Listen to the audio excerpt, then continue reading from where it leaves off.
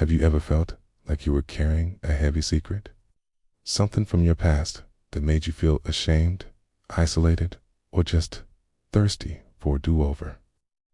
Today, let's talk about a woman who felt just like that and the incredible encounter that changed her life forever. Picture this. It's the hottest part of the day in a small town in Samaria. Everyone else is inside, avoiding the scorching sun. But one woman chooses this exact time to go to the well.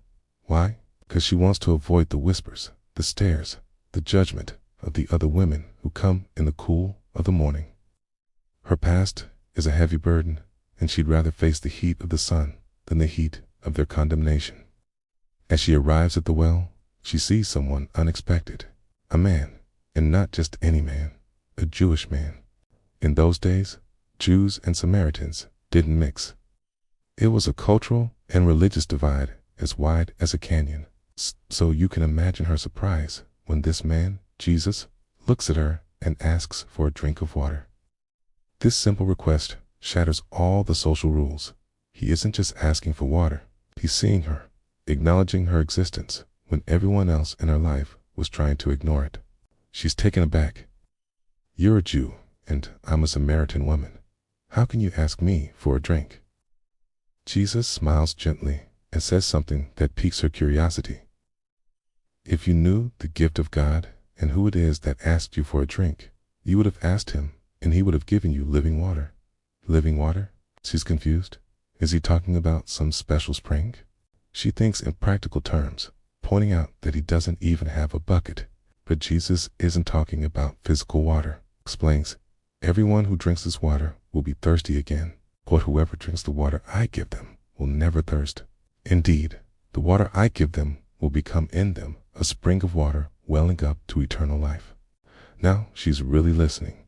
Imagine the longing in her heart, a water that could quench the deep, persistent thirst in her soul, the thirst for acceptance, for worth, for a clean slate. She immediately says, "Sir, give me this water so that I will and get thirsty and have to keep coming here to draw water." She's still thinking about the convenience, about avoiding her daily trip of shame. But Jesus is about to go deeper.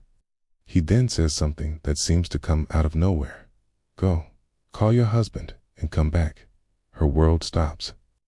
This is the very thing she's been running from, the source of her shame. Her voice probably drops as she replies, "I have no husband." And this is the moment where everything changes. Jesus doesn't condemn her. He doesn't lecture her, simply speaks the truth with profound love and understanding. You are right when you say you have no husband. The fact is, you have had 5 husbands, and the man you now have is not your husband. He knows everything. The failed relationships, the broken promises, the choices that led her to this moment of isolation. But instead of seeing judgment in his eyes, she sees grace. He knows her completely, and yet he is still talking to her. He is still offering her this living water. The shame that has defined her for so long begins to melt away under the warmth of his love. For the first time, she feels truly seen, not for her past, but for who she is.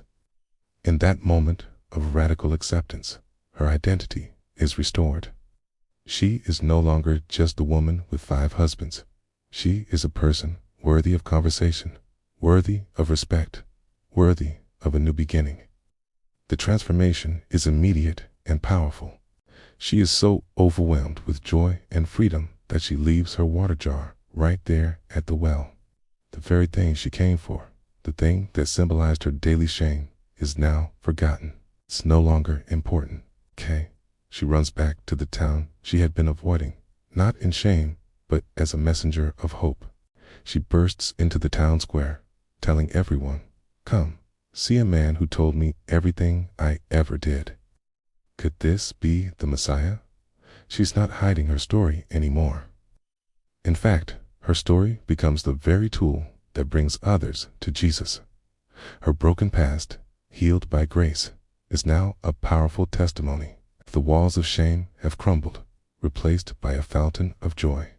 This story is for anyone who's ever felt defined by their mistakes. It shows us that God knows our entire story, every messy chapter, and yet He doesn't turn away. Instead, He meets us right where we are, at our own wells of loneliness and shame.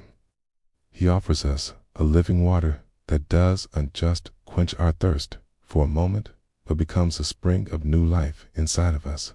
He doesn't erase our past, but He redeems it, using our broken pieces to create something beautiful. Grace doesn't just forgive, it restores, it transforms, and it gives us a brand new identity.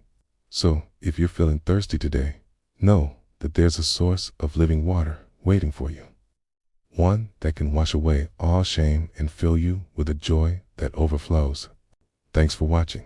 If this story touched your heart, please like, share, and subscribe for more content that inspires hope and new beginnings. See you next time.